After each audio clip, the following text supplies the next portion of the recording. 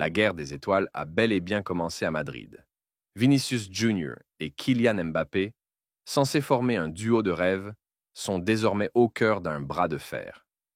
Et cette fois, le Real Madrid a décidé de frapper du poing sur la table. Voici toute l'histoire derrière les tensions entre Vinicius, Mbappé et la direction du Real. Ces derniers jours, la presse espagnole ne parle que de ça. Vinicius Junior et Kylian Mbappé n'auraient aucune envie de jouer ensemble. Leur entente sur le terrain est inexistante. Pire encore, ils ne s'efforcent même pas de sauver les apparences. Lors de la demi-finale du Mondial des clubs face au PSG, les deux stars ont complètement raté leur match. Absents défensivement, sans inspiration offensivement, ils ont été la cible de vives critiques du public madrilène. Mais l'affaire ne s'arrête pas là. Selon plusieurs sources proches du club, l'entourage de Mbappé commence déjà à contester certains choix de Xabi Alonso. Et de l'autre côté, Vinicius Junior serait à son tour source de tension. En pleine renégociation de contrat, le clan du Brésilien exige que Vini gagne plus que Mbappé. Oui, vous avez bien entendu. Un salaire supérieur à celui de Kylian Mbappé. Actuellement, Mbappé touche 15 millions nets par an, en plus d'une prime de 100 millions d'euros à la signature. Et malgré ça, Vinicius, ou plutôt son entourage, veut plus. Mais cette fois, le Real Madrid a dit non. Le club ne compte pas exploser sa grille salariale, même pour un joueur aussi important que Vini. Mbappé était la tête d'affiche. Point final. Voilà le message clair envoyé par la direction madrilène. Mais Vinicius va-t-il accepter ce traitement? Lui, qui est arrivé jeune, qui a tout donné pour le club, qui a porté l'attaque pendant des saisons entières. Et pendant ce temps-là, les clubs saoudiens rôdent. Ils sont là, ils attendent, prêts à lui offrir un contrat en or massif. Et cette fois, Vinicius commence à y réfléchir sérieusement. Le Real veut maintenir l'ordre dans le vestiaire. Mais à quel prix? Ce bras de fer pourrait bien laisser des traces profondes. Et si rien ne change, Vinicius Junior pourrait bien être la première star à claquer la porte. Et toi, qu'en penses-tu? Le Real Madrid a-t-il raison de refuser? Vinicius mérite-t-il mieux? Dis-nous tout en commentaire, abonne-toi pour ne rien manquer des coulisses du Real, et à très vite pour une nouvelle actu explosive. C'est désormais officiel. Álvaro Carreras rejoint le Real Madrid. Après plusieurs semaines de négociations, le club madrilène a finalisé la venue du latéral gauche espagnol en provenance du SL Benfica. Le montant du transfert est estimé à 50 millions d'euros, et le joueur de 22 ans s'est engagé pour 6 saisons, soit jusqu'en juin 2031. Un retour aux sources pour Carreras, qui connaît déjà la Maison-Blanche. Passé par la cantera madrilène entre 2017 et 2020, il y a côtoyé plusieurs futurs talents, dont Raúl Asensio. À l'époque, sa progression avait été jugée prometteuse, mais c'est à l'étranger que le joueur a véritablement explosé. Transféré à Manchester United, Carreras n'y a pas trouvé sa place en équipe première, malgré une distinction de meilleur joueur U23 en 2021-2022.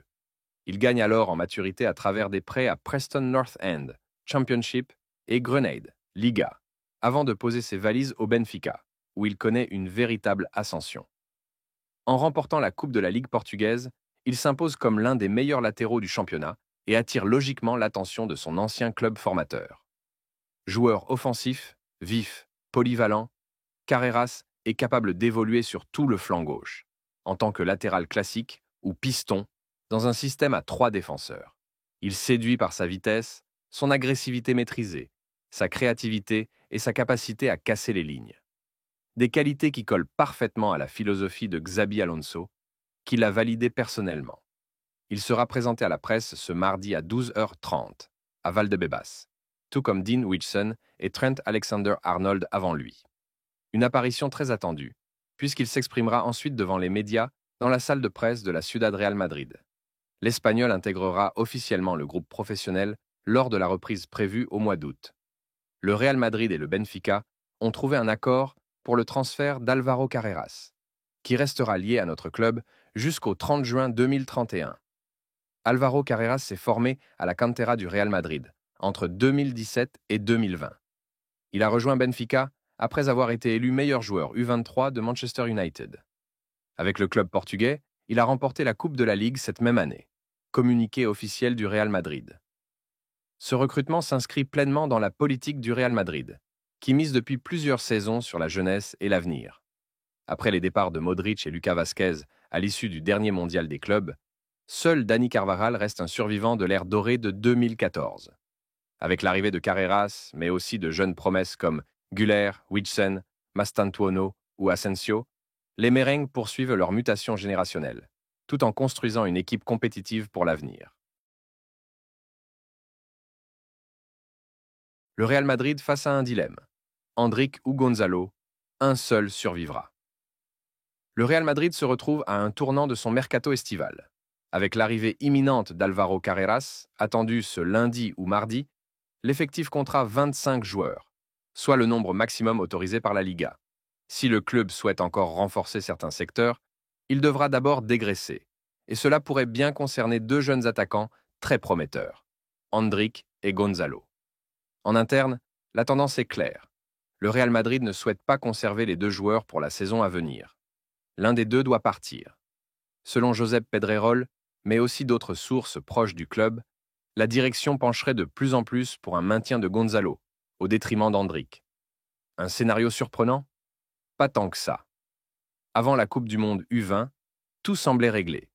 Gonzalo devait être prêté, probablement à Getafe, pour poursuivre son développement. Mais le tournoi a changé la donne. L'Espagnol a brillé, terminant meilleur buteur de la compétition et figurant dans l'équipe type. Il est même le seul représentant du Real Madrid à y apparaître. Une performance qui a impressionné les décideurs mérengues et rebattu toutes les cartes. Désormais, c'est Endrick qui semble plus proche d'un départ. Selon Pedrerol, le club n'exclut pas une vente avec option de rachat, une pratique courante au Real. Le Real Madrid conserve souvent 50% des droits des joueurs cédés et insère une clause de rachat prioritaire dans leur contrat, comme il l'a fait avec plusieurs jeunes par le passé. L'objectif? Leur offrir du temps de jeu ailleurs, sans les perdre définitivement. Statistiquement, Gonzalo affiche de meilleurs chiffres qu'Endrick. Un but toutes les 102 minutes, contre un toutes les 120 minutes pour le Brésilien. Des statistiques à nuancer toutefois, car Endrick a surtout été utilisé en fin de match ou en Coupe du Roi, sans réelle continuité. Gonzalo, lui, a eu plus d'opportunités et a su les saisir, notamment lors du Mondial. Mais au-delà des chiffres, c'est une dynamique qui parle en faveur du jeune Espagnol. Comme le souligne le quotidien AS, Gonzalo est peut-être en train de briser une malédiction vieille de 12 ans. Depuis Alvaro Morata, aucun joueur formé au club n'avait intégré durablement l'équipe première sans passer par une étape dans un autre club. Dans un effectif aussi dense que celui du Real Madrid, les choix sont cruels. Et pour Endrick ou Gonzalo, le rêve de s'imposer à Madrid ne sera permis qu'à un seul des deux. À moins d'un rebondissement, l'un devra s'en aller, au moins temporairement. Peu utilisé par Xabi Alonso lors du récent mondial des clubs, Dani Ceballos est aujourd'hui au cœur des discussions dans le monde du football, suscitant l'intérêt de plusieurs clubs de renom. Le milieu de terrain espagnol, qui peine à s'imposer durablement au Real Madrid, pourrait bientôt changer d'air. Arrivé à la Maison-Blanche en 2017, Dani Ceballos n'a jamais vraiment réussi à s'imposer comme un joueur incontournable chez les Merengues. Prêté à Arsenal pendant 2 saisons, entre 2019 et 2021, l'Andalou a tout de même accumulé un total respectable de 192 rencontres sous le maillot blanc. Pourtant, il n'a jamais réussi à devenir un titulaire indiscutable. La saison passée en est une parfaite illustration. Ceballos n'a été titulaire que 22 fois, laissant entrevoir tout son talent, mais aussi la limite imposée par des blessures récurrentes qui ont freiné sa progression. Les choses se compliquent encore davantage avec le retour en grande forme d'Aurélien Tchouaméni, ainsi que l'éclosion prometteuse du jeune Arda Güler. Dans ce contexte très compétitif, Ceballos a eu très peu de temps de jeu au Mondial des clubs, avec seulement 70 minutes disputées réparties sur 4 apparitions. Un signal clair envoyé par Xabi Alonso, qui ne lui accorde pas un rôle majeur dans son équipe. Cette situation pousse logiquement le milieu de terrain de 28 ans à envisager un avenir ailleurs. La porte n'est donc pas fermée pour lui cet été. Dans une récente interview accordée à l'émission El Chiringuito de Jugones, Dani Ceballos a abordé avec franchise son avenir. « Je suis en vacances après une longue saison, tout va bien. C'est un sujet important pour moi, mais on en parlera dans quelques semaines, a-t-il déclaré. Plus parlant encore, il a ajouté « Le Betis a été ma maison, et le sera toujours. J'espère que la porte y sera toujours ouverte. Je n'ai pas encore discuté avec eux, mais on reste ouverts à tout. » Ces paroles laissent donc entrevoir un possible retour aux sources pour l'Espagnol. Formé au Real Betis de 2011 à 2014, Dani Ceballos y a ensuite fait ses armes en équipe première entre 2014 et 2017, disputant 105 rencontres. Ce club andalou représente donc plus qu'un simple souvenir pour lui. C'est un véritable foyer auquel il pourrait bientôt revenir. Ce retour serait un clin d'œil sentimental et une chance pour le Betis de récupérer un joueur expérimenté, capable d'apporter son talent et sa polyvalence au milieu de terrain. Mais ce n'est pas la seule piste envisagée pour Dani Ceballos. Selon le journal espagnol Marca, la Juventus serait également très intéressée par le profil du joueur. Le club italien pourrait donc être un candidat sérieux à l'accueil du milieu de terrain, qui dispose encore d'un contrat avec le Real Madrid jusqu'au 30 juin 2027. Malgré cette longévité contractuelle, sa valeur marchande a considérablement diminué ces dernières années. Alors qu'il valait encore 45 millions d'euros en 2019, son prix est aujourd'hui estimé à seulement 10 millions d'euros, ce qui rend son transfert particulièrement accessible. Cette situation illustre bien le parcours contrasté de Dani Ceballos, un joueur au talent indéniable, mais qui n'a jamais réussi à trouver la stabilité nécessaire pour pleinement exprimer son potentiel à Madrid. Le retour d'Aurélien Tchouaméni dans la rotation, ainsi que la montée en puissance de jeunes talents, ont encore compliqué la donne. L'été à venir s'annonce donc déterminant pour l'Espagnol, qui devra faire un choix important pour relancer sa carrière. Entre un retour sentimental au Betis et une nouvelle aventure ambitieuse à la Juventus, les options ne manquent pas. Reste à savoir ce que le Real Madrid décidera pour son joueur et quelle direction Dani Ceballos choisira pour la suite de sa carrière.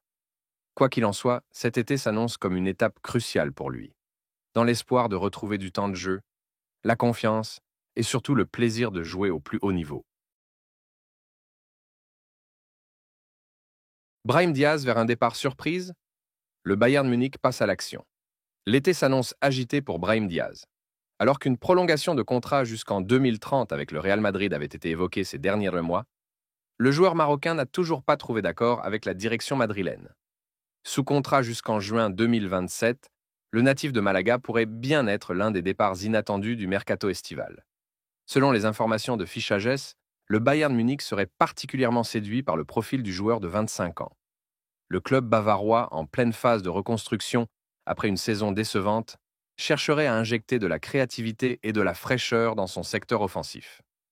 Le profil technique, la vision de jeu et la polyvalence de Brahim Diaz, capable d'évoluer en ailier, en meneur de jeu ou même en faux numéro 9, auraient convaincu les dirigeants munichois de se positionner sérieusement sur ce dossier. Estimé à environ 40 millions d'euros, Brahim représenterait un investissement stratégique pour le Bayern, à la recherche d'un joueur capable d'apporter des différences dans les petits espaces et de dynamiter les défenses adverses. De son côté, le Real Madrid n'est pas totalement fermé à l'idée d'un transfert, d'autant que l'effectif actuel regorge d'options offensives avec l'arrivée de Kylian Mbappé, le retour d'Arda Güler en forme et la montée en puissance de jeunes talents comme Nico Paz ou Endrick. Malgré une lourde défaite face au PSG en demi-finale de la Coupe du Monde des clubs, Brahim Diaz a réalisé une saison globalement correcte sous les ordres de Xabi Alonso. Dans un rôle de super sub, il a pris part à 56 rencontres, toutes compétitions confondues, inscrivant 6 buts et délivrant 8 passes décisives. Des statistiques honorables, compte tenu de son statut de remplaçant de luxe et de la forte concurrence en attaque. En sélection nationale, l'ancien joueur de l'AC Milan continue également d'impressionner. Depuis qu'il a opté pour le Maroc, il a déjà inscrit 8 buts en 10 apparitions avec les Lions de l'Atlas, s'imposant rapidement comme l'un des hommes forts de Walid Regragui. L'avenir de Brahim Diaz reste donc en suspens.